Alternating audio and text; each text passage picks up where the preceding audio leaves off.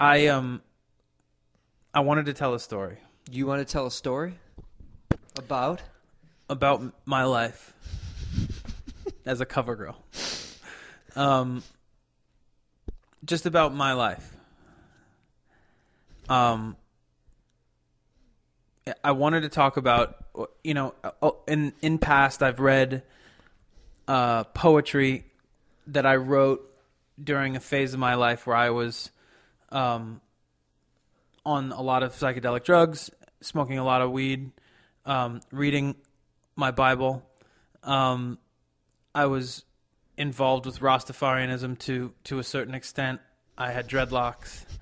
I was a huge fan of live music, jam bands, the Dead, Fish, and I had a special place at this time for Blues Traveler, which I've talked about in brief on the show before. The kind of the 24-hour span that I want to talk about was where sort of that period of my life came to a tipping point, a head, if you will. As humorous as a lot of it is, the truth of the matter were, at this juncture, I was convinced that I had a direct line with Jah, and that I was sort of being spoken to and protected to a certain extent by Jah. Straight up thought that. This is no absolute zero exaggeration whatsoever. And that in essence, the reason I was being protected was that I was not a messiah, if you will, but that I was being primed to become the first white Rastafarian prophet. And that I was being protected by Jah in order to write my first book, which would liberate thousands, possibly millions of white men and women from the chains of Babylon. So how this all fits in is that Blues Traveler was in town for 2 nights. So one night in LA? In LA, one night at the Palace and one night at the Ventura Theater. And I had tickets to both nights. And my weed dealing had come to a sort of I was in a state of having sort of smoked more than I was able to afford. I had a lot of people's money and a lot of people's weed, and people weren't getting what they needed, and I was trying to play catch up, and things were hectic. And this night I decided that I just wasn't going to worry about any of it, even though it was coming to a head, and I knew in some way that things were bad in that sense, but that I had this higher calling sort of made all that stuff okay. So just to try and expedite, I go to the show in Hollywood that night at the Palace, and I bring a few friends with me, and there's a lot of hash being smoked and a lot of weed being smoked. The show is fantastic. It's awesome.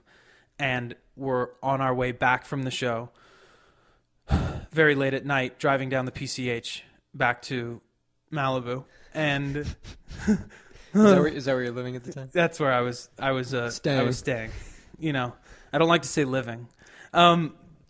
Because really I'm a like Blues Traveler, I was a traveler. And so, true story, no word of a lie, no word of an exaggeration. I am driving at 3 a.m. and I am hauling ass down the PCH back to Malibu. We're going, I would say, approximately 80 miles an hour. The car is full of smelly dudes, dreadlocks, and a gang of weed. And we're smoking weed, and all of a sudden I get hit with what feels like this like warm sort of electrical charge in my chest. And I go, in my own inner dialogue, something says to me, truly like a voice, slow down. And I basically screech down to 50 miles an hour, and around a blind corner, 5 seconds later, a cop car coming in the opposite direction. Everyone in the car sees this and is like, that was totally crazy. Like, everyone's like, whoa, like, how? And I was like, yay. And then me at the time, I start, I was like, Jah, like Rastafari, like, giving praises, thanks. like giving thanks To and the praise. Supreme One. Yeah. Who the shot you that most lifeline. wise Jah, him healer, dread. How old are you at this point? I'm 16. 16 years old. And so this happens, and I speed back up again, and I get up to about 80 miles an hour again. And I would say approximately 5 minutes goes by, and this other surge hits my chest, and I hear yet again, slow down. And I slow down, and 5-10 seconds goes by, and another cop comes down the opposite direction, at which point complete pandemonium breaks out in the car, and people are like screaming at the top of their lungs, like, how the fuck did you know that? Like, and I'm like Rastafari, like full on, like crazy, like, Jah. Get everybody home safe. Thank you. Get Joe. back to my house. Perfect. I have to be at school the next morning. I wake up at about 7:30, What having school? had Concord High School in Santa Monica. I probably have 3 hours sleep. I get into my car, and at the time I was driving a Tahoe, a Yukon, basically a GMC, like a Blazer. And in the console, I have a kind of secret compartment, and there's a lot of money and an awful lot of weed in several different bags. And then also wedged between my seat and the console is a 3-foot glass graphics bong. Great idea. It sits about here, so when I get to red lights, I can just go down, take the bong Jesus, hit, dude. pull it, and put it back. I'm driving. Blues Traveler's playing on the stereo. I have a bumping, like hip-hop, like respectable system in my car, except nothing but Blues Traveler plays out of it at this phase of my life. And I am playing harmonica Oh my! at the same time. And I'm driving, and I'm steering with my knees. And Just to blow harp. woke up that morning feeling truly blessed and protected, that nothing could stop me. Chosen and righteous. On my way to school, 80 miles an hour, going the opposite direction, I would say maybe a quarter of a mile from the spot that night. Cop comes down. I have no idea he's there. Passes me, clocks me going 80 miles an hour, busts a U-turn, turns around. I look at him in my rear view, and just in my head, I'm just like, well, like, I go into like this, like, wait, what's going on? Like, oh, it's fine. It must be okay. It's going to be fine. He's not going to know anything. He's just going to let me go. Meanwhile, literally, all you have to do is look to my right, and you see the top 1.5 feet of a 3-foot bong, Or just like look at sitting, you. or just see me. I pull over. I get my license out before he gets to the car. He walks up. I roll down the window. I was like, "You got me."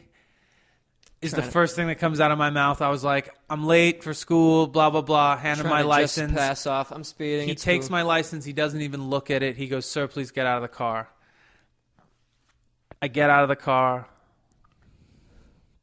Sticks his hands in my pockets. He's like, "I'm going to put my hands in your pockets. Is there anything in there I don't want to find? Is there anything in there I don't want to find?" And I'm like, "No." And he sticks his hand in my pocket, and the first thing he pulls out is like a huge fat sack of like Indo. And he's like, "Why did you lie to me?" And I was like, "I don't know." And it's rush hour on the PCH, and there's just people driving by like nonstop. He handcuffs me. I'm standing outside, handcuffed. He goes into my car. He finds the stash spot, and then he starts counting out the money. He puts out all the bags of weed on the hood of the car, and then just starts counting out the money to do a count. Like, and it's like $2,000, which at the time was Jesus, like dude. whatever, $5,000 probably. Cut to about 15 minutes later, they tow my truck away. They put me in the back of the car, and they drive me over. They're driving me over to the sheriff's station. And if you can just conjure up the image of me at that point, weighing maybe 150 pounds, I'm bone thin, dreads, scruff, tears streaming down my face, begging the cop to give me my harmonica back so I can play it in the back of the car. Stop it, dude. Because I feel somehow that's like poetic. Play the blues. And I'm like, please give me my harmonica back. And the guy's like, no. And I'm like, please. And like, Ja commands you. Who? Who's Jay? like Ja. crying my eyes out. That night, Who gets you out of jail? my dad, How pissed is he? it's like, it doesn't even go, you can't even explain It's just the like unregistered. utter disappointment.